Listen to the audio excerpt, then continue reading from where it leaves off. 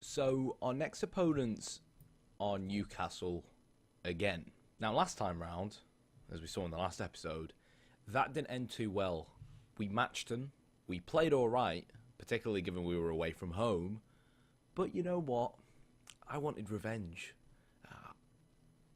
I couldn't stand Rafa's boasting in the post-match press conference. So my chief data analyst, cheers Paul, just sends me a cheeky email containing an analysis of Newcastle's last match as well as their season so far, which was pretty sound. That's what I'm paying him decent money to do. So it was nice to see he's putting a shift in. And as we can see, Newcastle lost against Nottingham Forest. So, this was all good, but I wanted more information, as you do. So I went to Newcastle's team page, went to team reports, and wanted to see the entire overview team report of Newcastle United, try and find, out more information about them so that I could try and exploit them better at Ewood Park and try and get the win against them at home and get the revenge I'm looking for. And then this happened. And I've never seen this page before. Now, I don't know if it has something to do with the fact that it's a new year and Christmas period and my assistant manager, I don't know, has been stuffing his face with Christmas dinner or been getting pissed for the new year, so he couldn't be bothered compiling a report on Newcastle.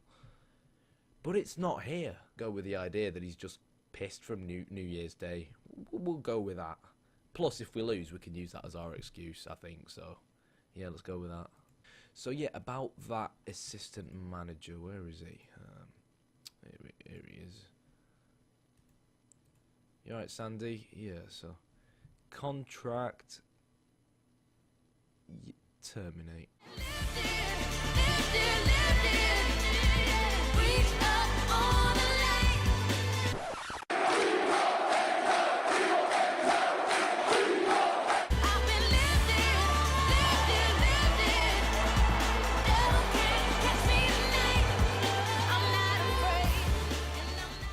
League table wise, we're second, which is nice.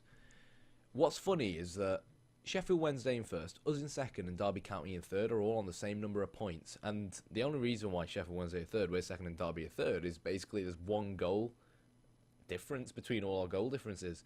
So it's only Christmas. There's still a lot of games to be played, but the championship at the top of the table is incredibly tight. And I'm buzzing we're being second right now. I mean, I actually don't think we'll finish in the top two. That's what my gut feeling is saying. We're just trying to take every game as it comes, game by game. I really don't want the gamble of the playoffs, but if it happens, it happens. But considering we went into the season as relegation candidates, I'm over the moon how we've done so far. And as you can see, one of the reasons behind our success is the sheer amount of goals we've scored. Right, here we are. And Newcastle have actually really surprised me with their starting 11. Surprised to see Rolando Aarons, I've got no idea who he is, play left attacking mid instead of Atsu. I'm surprised to see Haidara play left back instead of Dummett, because we were thinking of maybe trying to exploit the right hand side. That's why I played Elliot Bennett along with Marshall, because as well of Dummett's lack of pace. That's not happened, and we've got the even faster Haidara. Fortunately, he's left-only footed and he's not really played much this season, so he might lack tactical familiarity, so we might be able to use that to our advantage in the fact that Bennett's going to be looking to cut inside. They've gone with Shelvey and Colback in centre mid, though, which I'm kind of happy about, because they're both really... Colback is a defensive midfielder, but he's not really that hard, really. We can try and bully him around a little bit.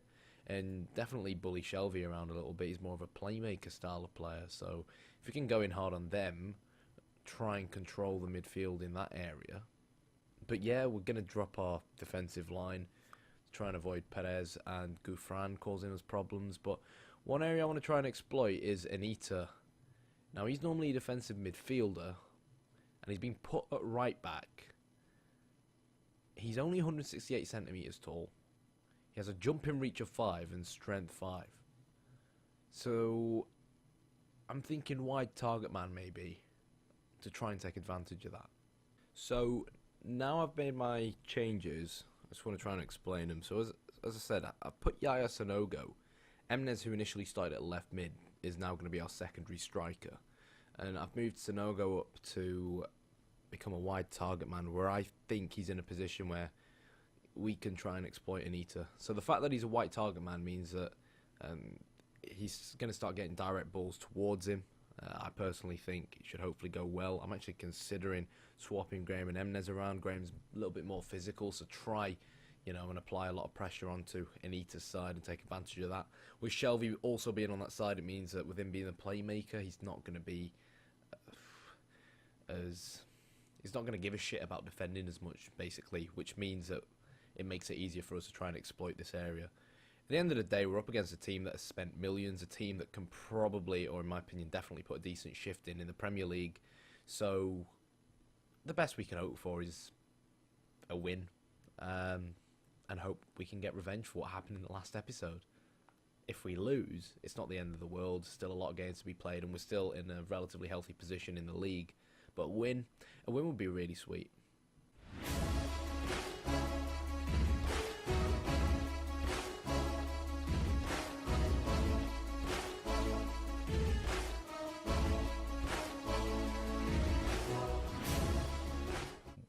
Last episode is welcome to St. James's Park.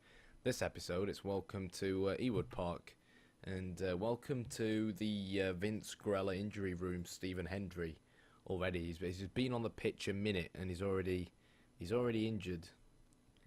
And I don't really have another left back on the bench other than Adam Henley, who's right-footed. I'm going to give him a little bit of time, actually. Let's see whether or not he kind of heals himself.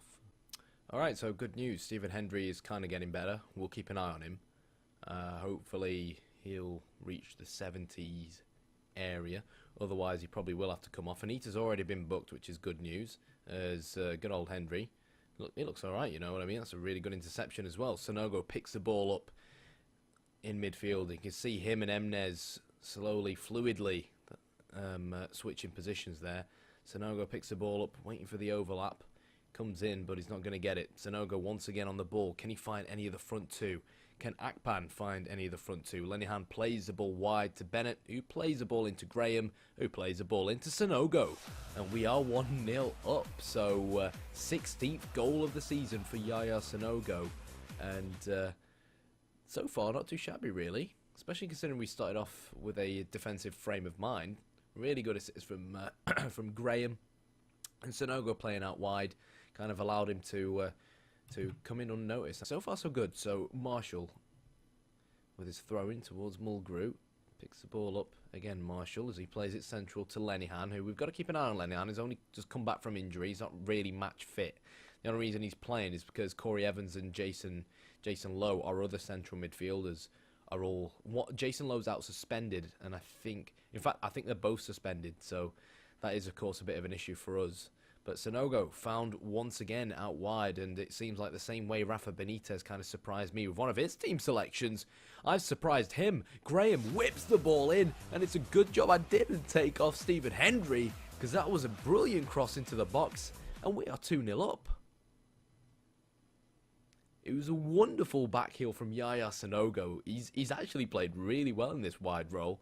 The only reason I put him there was to take advantage of Anita, and as you can see, he's really struggling at right back, and he's on a yellow card as well. So what we were looking to exploit has definitely gone according to plan.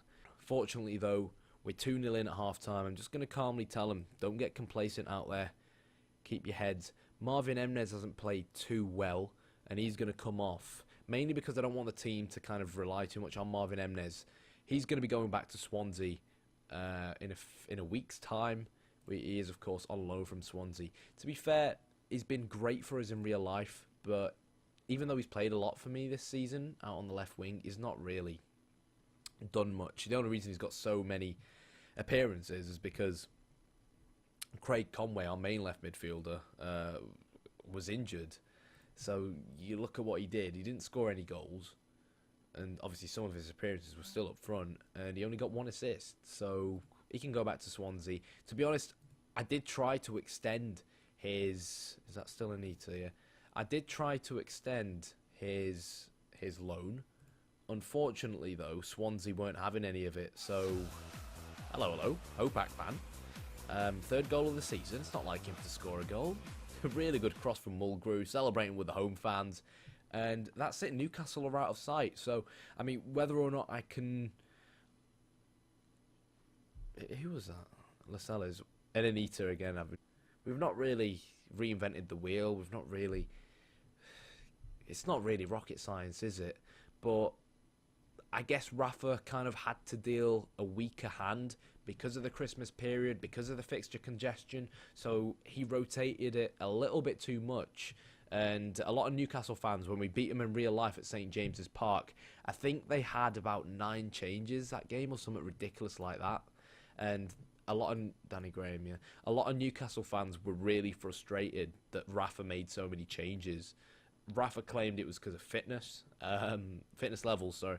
And obviously, oh, for God's sake, that was a dreadful penalty. And it's understandable why you do that because of fit. I know why Danny Graham missed that penalty. He's a Newcastle supporter.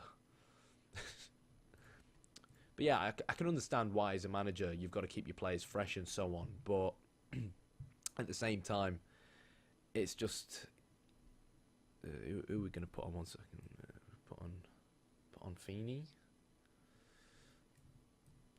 But at the same time, Jurgen Klopp obviously moans a lot about fixture congestion in the British league or the English leagues, particularly around Christmas time. Haidara picks the ball up, and hopefully it's going to be a consolation now for Newcastle.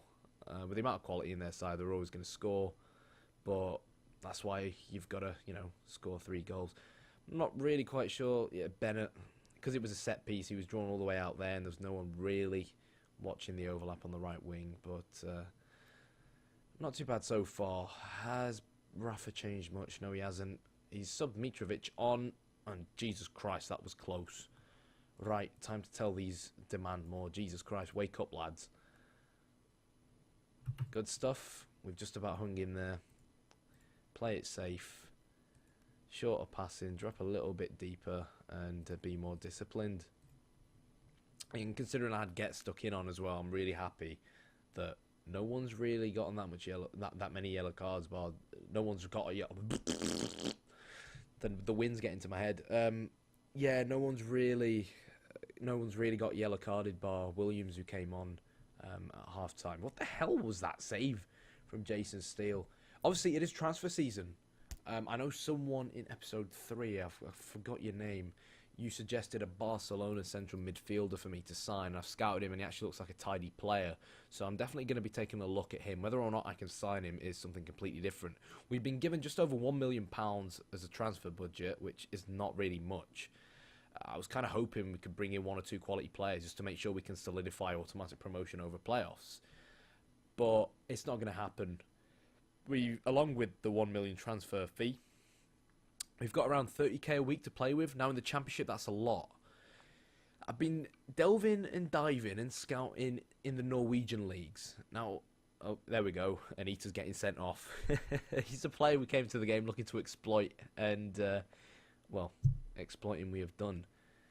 But yeah, so I've been looking into the Norwegian leagues. Obviously, we kind of got Morten Gams Pedersen from there a few years ago, but basically, what I've been doing is going into a lot of secondary leagues like Ligue 2 and Bundesliga 2 and things like that, and looking at the better players in those leagues and seeing the kind of wages that they're on and whether or not I can sign some of them. And there are a few players I have in mind. I'm not going to show them to you this episode because for this episode, I want you to write, if you're watching this video, I want you to write in the comments if you've got any players you potentially think I should sign.